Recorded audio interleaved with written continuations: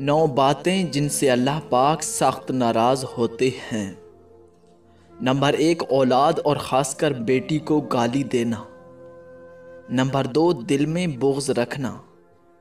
Number 3، مہمان کو دیکھ کر منہ بنانا۔ نمبر 4، اذان کے وقت کام میں مصروف رہنا۔ نمبر 5، ماں باپ کی عقل کو کوسنا۔ نمبر 6، نماز کے بعد دعا نہ مانگنا۔ نمبر 7، دسترخوان پہ باتیں کرنا۔ نمبر 8، کھڑے ہو کر پانی پینا۔ اور نمبر 9، وضو کی حالت میں کفر کے الفاظ ادا کرنا۔